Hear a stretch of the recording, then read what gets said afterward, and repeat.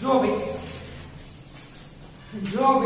પ્રતિવેશ સ્વાધ્યાય 8 આપી છે એ આજની અંદર આપણે ચોથા દાખલામાં આપણે આગળ વધીશું. તો એ ચોથા પ્રકારના એક્ઝામ્પલમાં શું પૂછ્યું છે કે y માનાંકમાં x + 3 નું આલેખન કરો અને આની કિંમત શોધવાની છે. આલેખન કરો એનો મતલબ કે જે આપણે અત્યાર સુધી ક્ષેત્રફળ શોધવા માટે જે આલેખ દોરીએ છીએ એ આપણે આલેખ દોરવાનો છે. હવે આ પ્રકારનો આલેખ છે કે x - 2 મૂકે, x + 3 મૂકે, 7 મૂકે, 5 મૂકે, કોઈ પણ મૂકે તો આપણને આ વસ્તુ સમજતા પહેલા આપણે એક વિધેય, કયું વિધેય કે y માનાંકમાં x આપણને ખબર હોવી જોઈએ. આ વિધેયનો આપણે અભ્યાસ કર્યો છે 11મા ધોરણની અંદર, બરાબર. હવે આના માટે આપણે આલેખ કેવો દોરતા કે અહીંયા જો મારું x અક્ષ અને y અક્ષ લેવામાં આવે, આ y અક્ષ છે, અમારા માટે x અક્ષ લેવામાં આવે તો આનો ધન વેલ્યુ અને ઋણ વેલ્યુ માટે જો ધન વેલ્યુ હોય તો એના માટે મારું મૂલ્ય કઈ રીતે આ ત્યાં આગળ વધતું હતું ને ઋણ મૂલ્ય હશે તો અહીંયા શું થઈ જતું હતું, મારું મૂલ્ય આ તે ઘટતું હતું, બરાબર. અને 0 આગળનું મૂલ્ય મળતું હતું 0. ખ્યાલ આવે છે? આ એક પ્રકારનો માનાંક x નો આલેખ હતો.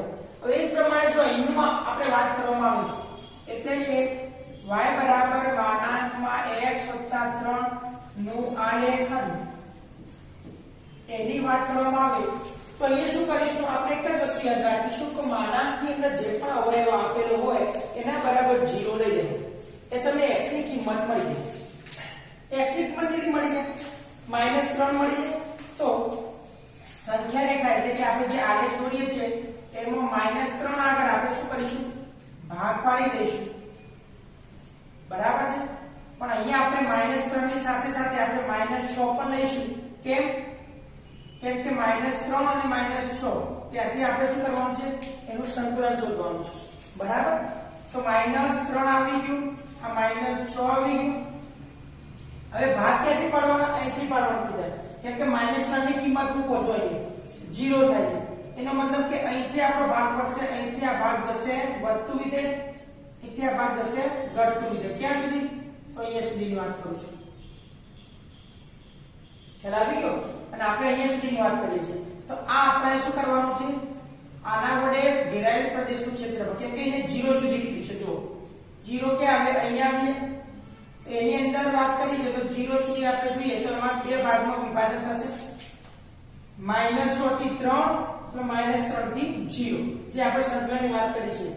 તો અહીંયા આપણે આ રીતે દર્શાવીશું, બરાબર છે. આજે તમે ડોટેડ લાઈન કરીને બતાવી શકો છો. આ જે આલેખન કર્યું છે આપણે માનાંકમાં x + 3 નું આલેખન કર્યું છે.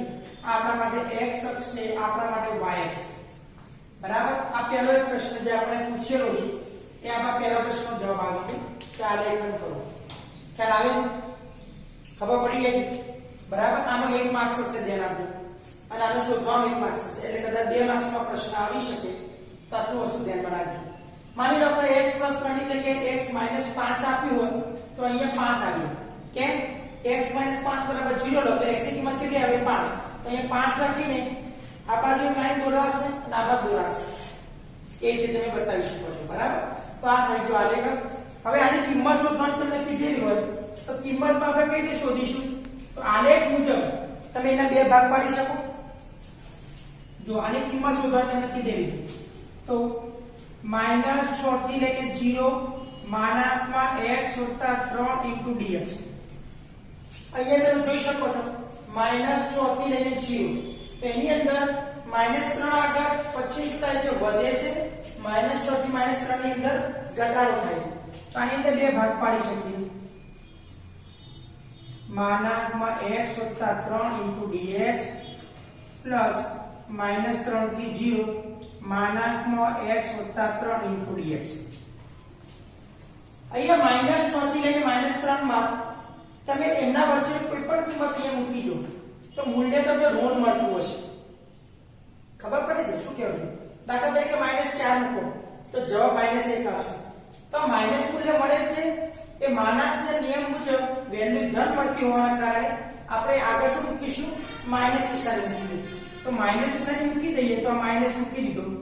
-6 -3 x + 3 dx માનાંકનું મૂલ્ય કેવું થઈ જાય ધન જ આવે સમજો ફરીથી બોલું છું આ માનાંકનું મૂલ્ય ધન જ છે પણ અહીંયા આ બંને વચ્ચે કોઈ પણ કિંમત મૂકીએ તો જવાબ શું આવવાનો ઋણ આવવાનું તો ઋણને ધન બનાવવા માટે આપણે માઈનસ નિશાની આગળ લખી છે આમાં તો મૂલ્ય કોઈ પણ મૂકી શકો તમે મૂલ્ય હંમેશા ધન જ આવશે -3 થી 0 x + 3 dx બરાબર છે હવે આનું સંકલન કરીએ આપણે તો શું થઈ જશે x નો વર્ગ પ્લસ ભાગાકારમાં 2 + 3x -4 થી લઈને -3 પ્લસ બીજા કૌંસમાં x² ભાગાકારમાં 2 + 3x અહીંયા થઈ જાય -3 થી લઈને g હવે અહીંયા શું થઈ ગયું -3 મૂકો છો તો -3 નો વર્ગ 9 ભાગ્યા 2 અહીંયા થઈ ગયું -9 -6 મૂકીએ છે 36 ભાગ્યા 2 એટલે કે 18 -6 તરી 18 આ પહેલો ભાગ પ્લસ અહીંયા 0 મૂકીએ તો 0 -9 ભાગ્યા 2 -9 કૌંસ પૂરું અહીંયા આપણે જોઈ શકો ધ્યાનથી આ ભાગ 0 છે આ ભાગ 0 છે આ માઈનસ અને આ માઈનસ તો ટોટલ કેટલી વખત થઈ ગયા -2 વખત થઈ ગયા 9 ભાગ્યા 2 -9 એટલે ટોટલ કેટલા કહેવાય -9/2 કહેવાય 2 કેન્સલ તો શું આવે તો -9 -9 એ આપણો કોની કિંમત આવે કે તો -6 થી લઈને 0 માનાંકમાં x + 3 dx ની કિંમત આપણે મેળવીશું ખ્યાલ આવે લખી દે એક્ઝામ્પલ નંબર 5 આપણા પ્રક્રિયા સ્વાધ્યાયનો અને એના જેવો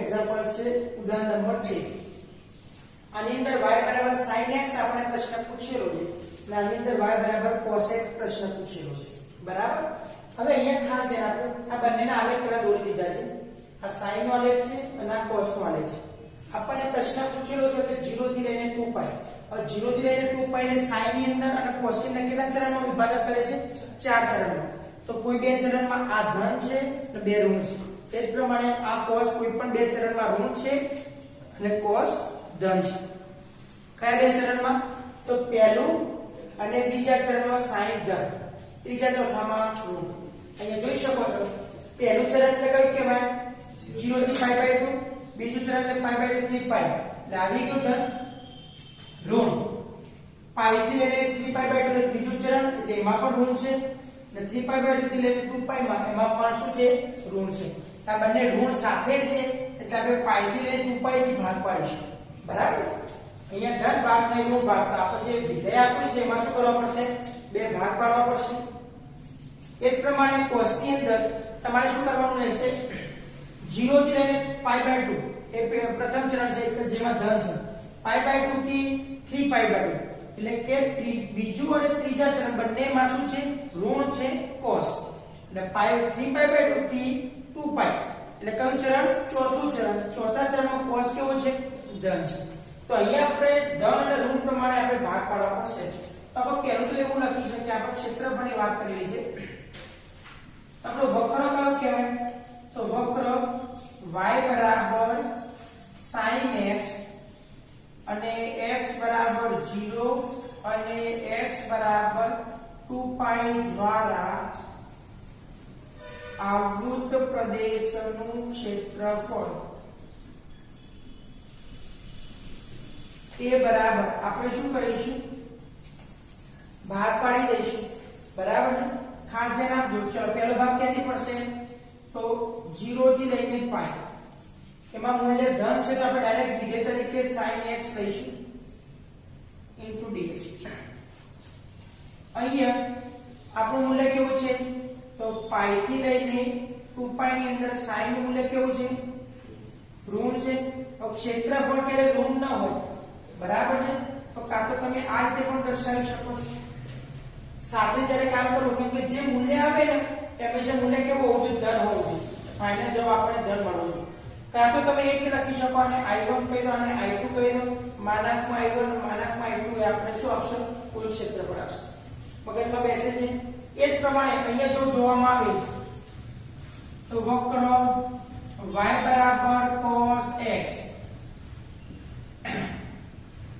બરાબર 0 અને x બરાબર 2π વચ્ચે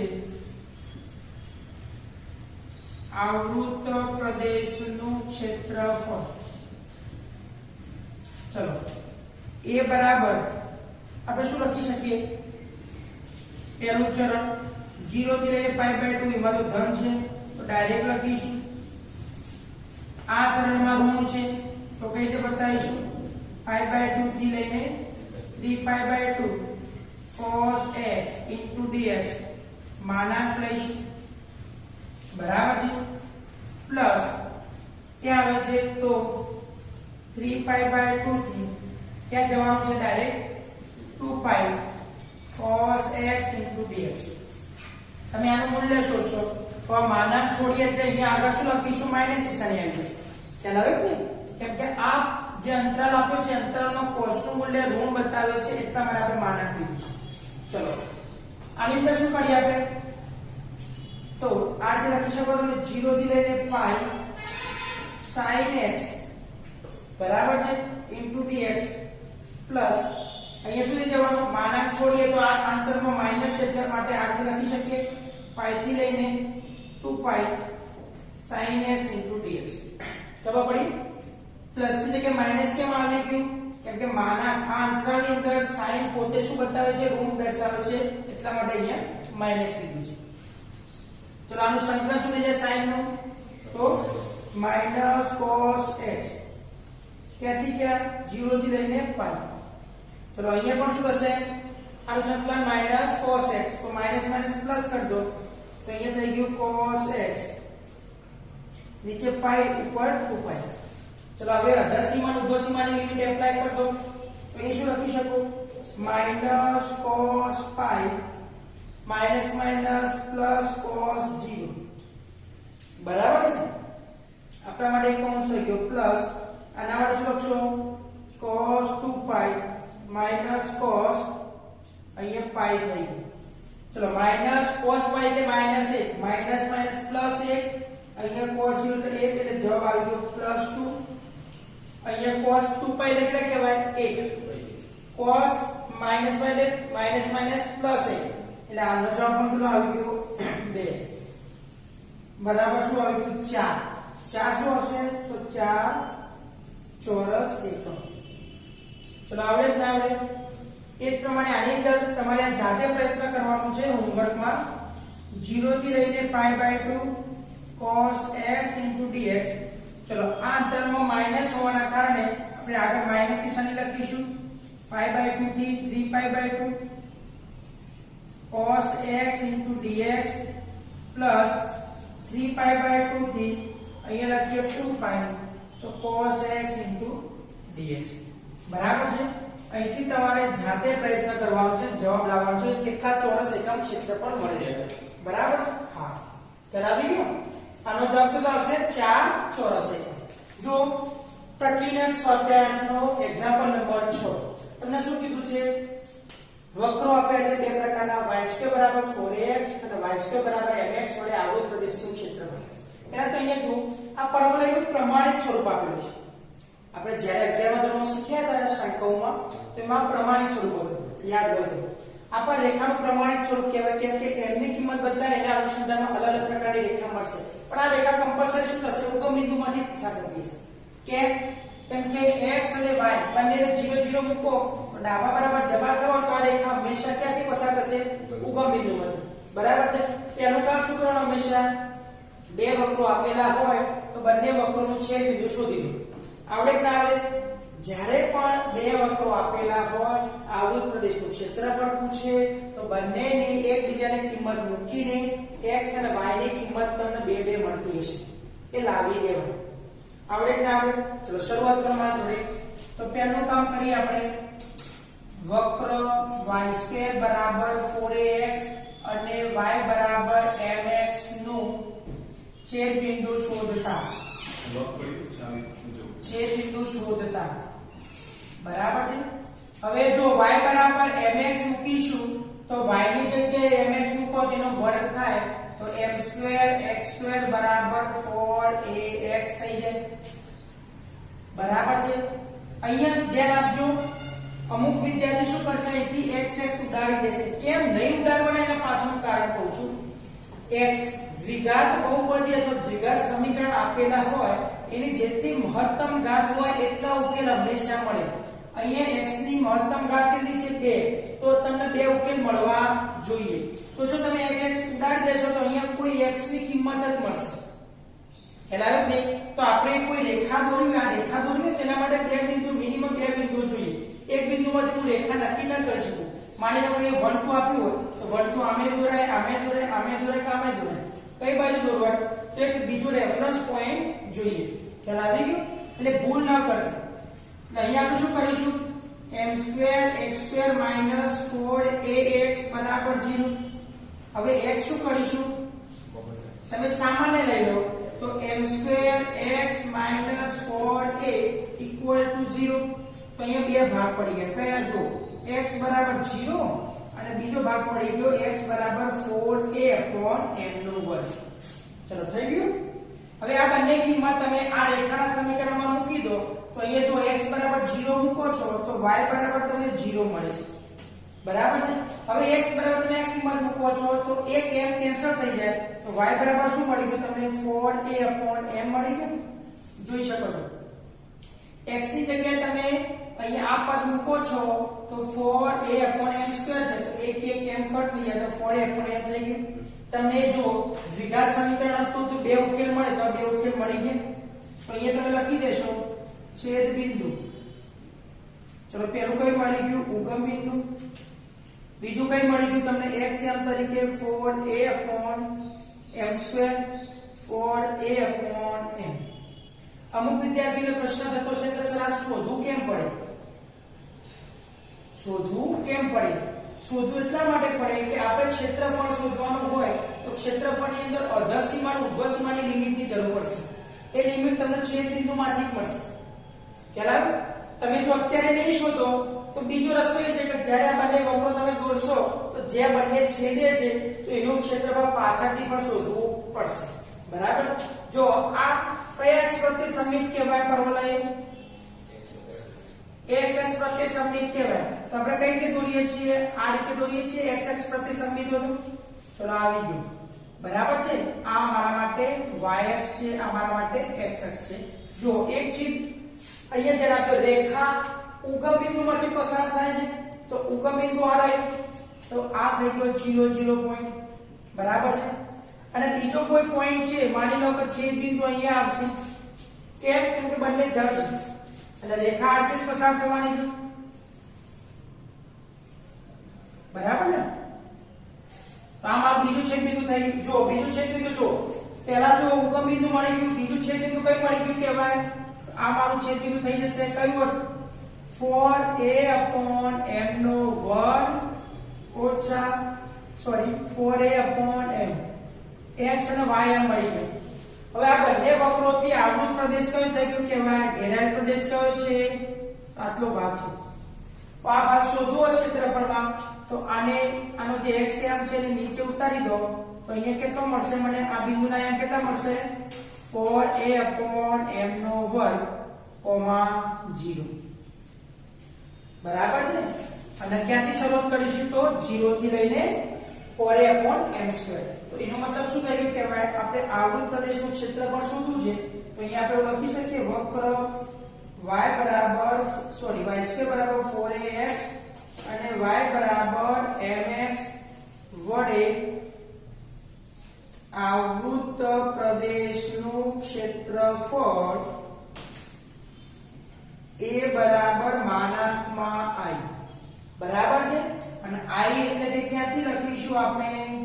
જો શરૂઆત ક્યાંથી કરવાની છે? 0 થી લઈને 4a/m².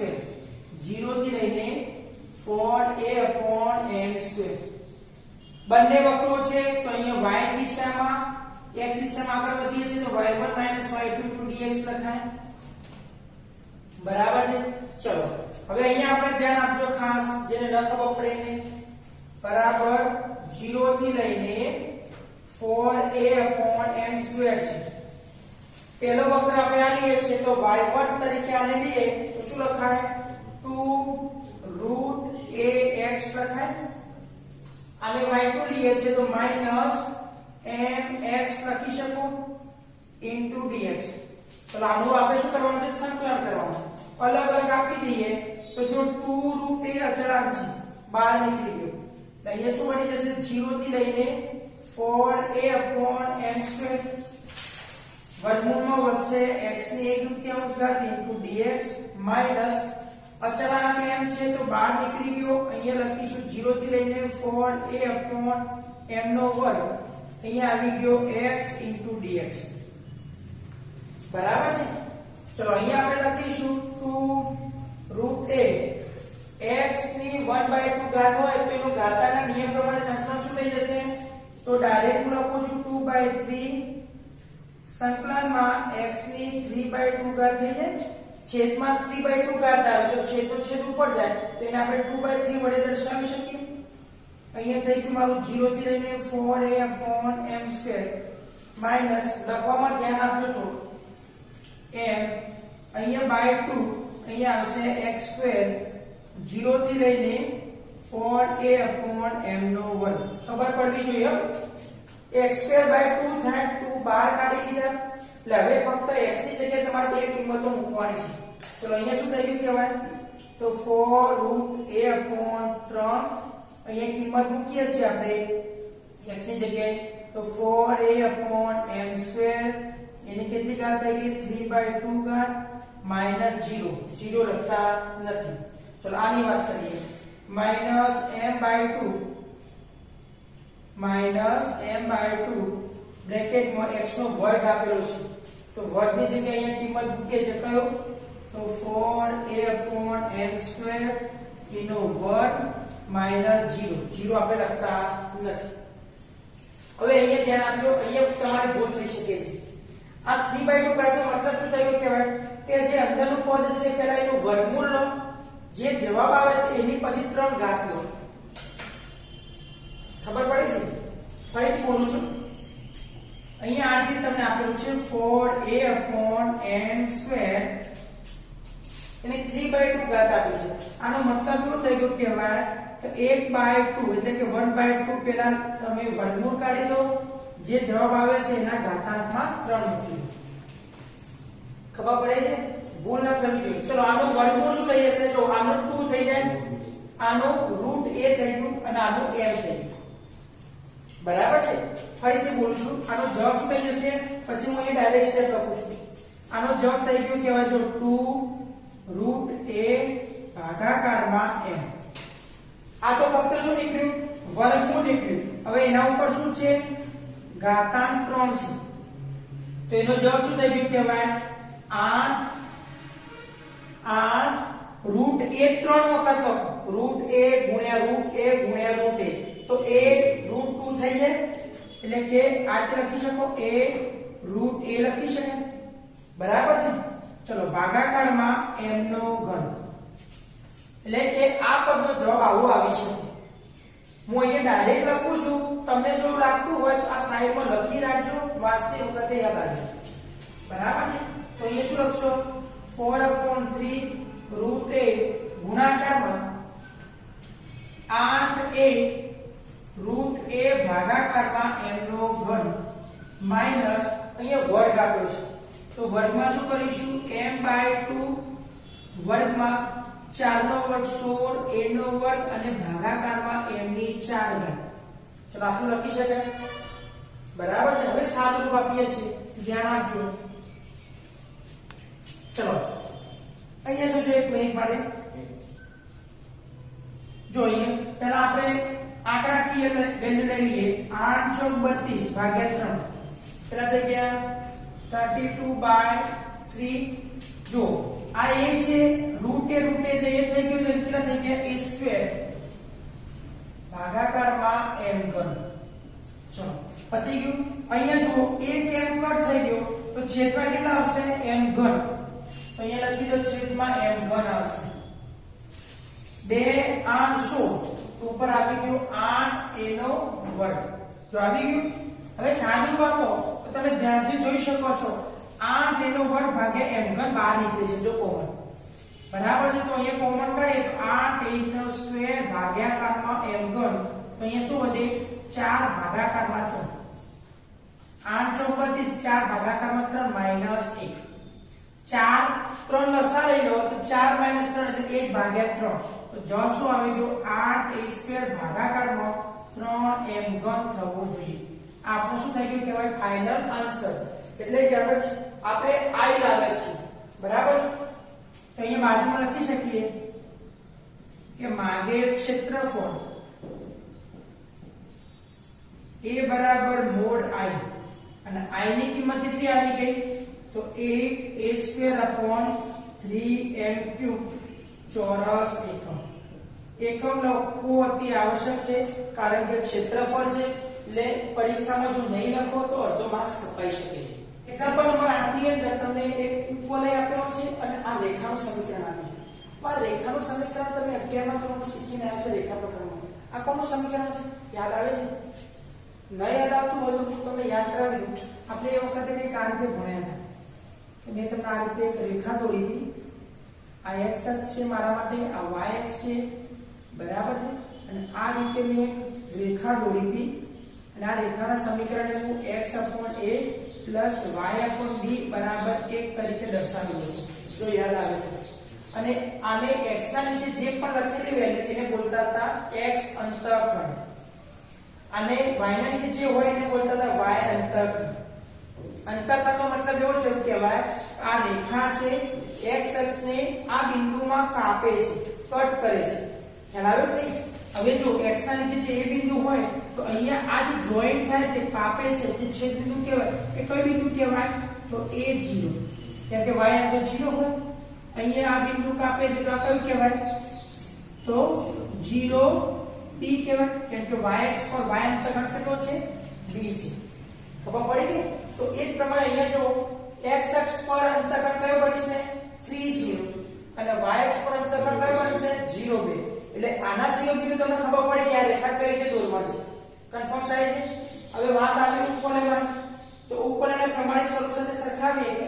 x² + a² + y² + b² = 1 તો a ની કિંમત કેટલી આવી ગઈ 3 b ની કિંમત કેટલી આવી ગઈ 2 તો આના અનુસંધાનમાં તમે ઉપવલય દોરી શકો અહીંયા a મોટો છે b કરતા તો x અક્ષને પ્રધાન અક્ષ તરીકે લઈશું જો અહીંયા a કરતા b મોટો હોય તો y અક્ષને પ્રધાન અક્ષ તરીકે લો તો તમારો આ રીતે y અક્ષ તરફ આપણે ડળતો એટલે કે લંબ હોય એ રીતે આપણે દોરતા હતા યાદ છે ને તો અહીંયા આપણે શું કરીશું ઉપવલય માટે ખાસ અહીંયા યાદ રાખીશું આપણે ઉપવલય આપણે કયો આપેલો છે x² ભાગાકારમાં 9 + y² ભાગાકારમાં 4 બરાબર 1 માટે તમે શું લખશો તો અહીંયા તમને a બરાબર કેટલા મળી જાય છે 3 b બરાબર કેટલા મળશે 2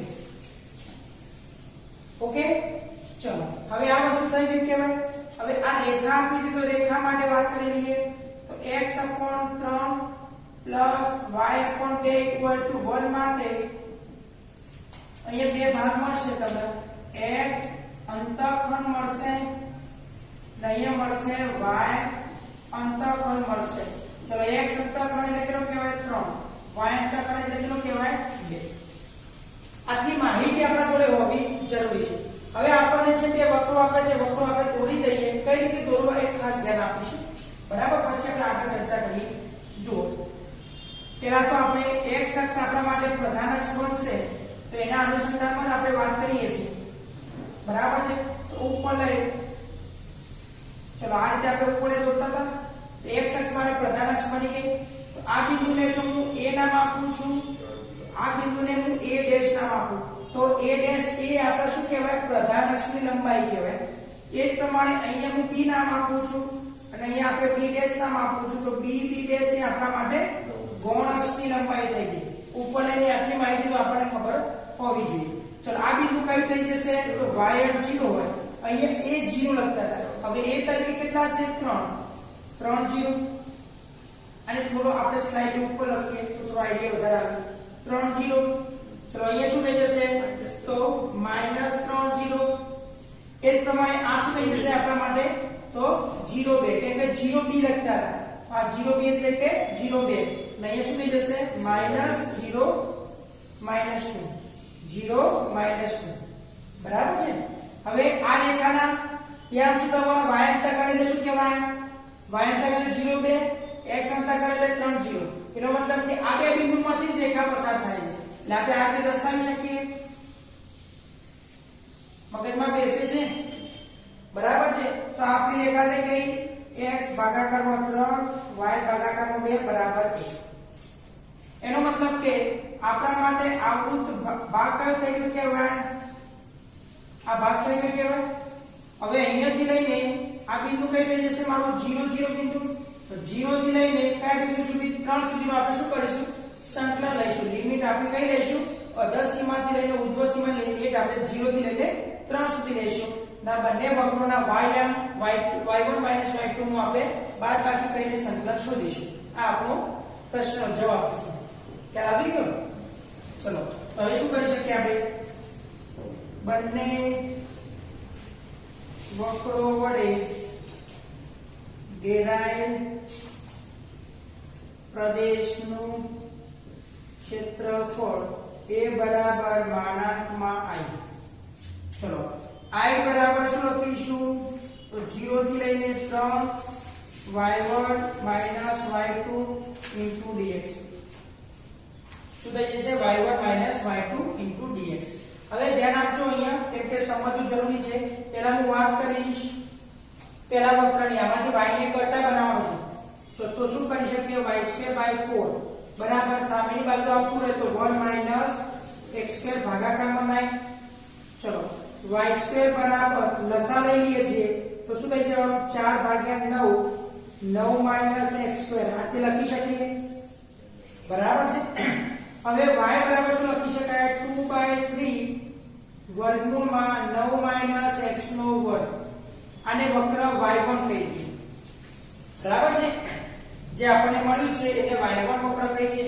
બાજુમાં રેખા આપી છે એની વાત કરીએ તેમાં y ને કરતા બનાવીએ તો y ભાગ્યા 2 બરાબર 1 - x ભાગાકાર માત્ર ઓકે તો અહીંયા શું થઈ જશે y બરાબર 2/3 * 3 - x આને આપણે y2 વક્ર કહી દઈએ તો y1 - y2 અહીંયા જે લખ્યા છે એ પ્રમાણે લખવા જઈએ અને બંનેને અલગ અલગ સંકલન આપી દઈએ તો આપણે બે ભાગમાં આપણે સંકલન કરી શકીએ બરાબર જો અહીંયા આપણે લખીએ ચલો આ y1 લખીએ પહેલા તેમાંથી 2/3 કોમન કાઢું છું તો સંકલનમાં 0 થી 3 અંદર શું વધશે તો 9 - x2 * dx ચલો આ સંકલનમાં y2 ની વાત કરીએ તો -2/3 કોમન કાઢીએ 0 થી 3 અહીંયા વધશે 3 - x * dx ચલો ક્લિયર થાય છે આપણે આનું સંકલન હવે શોધવાનું રહેશે તો હવે એનું સંકલન શોધી દઈએ તો શું થઈ જશે તો અહીંયા વાત કરીએ પહેલા સંકલનમાં તો પહેલા સંકલનમાં તમને યાદ હશે સૂત્ર યાદ છે સંકલનમાં વર્ગમૂળમાં a² - x² તો કઈ રીતે કરતા હતા આપણે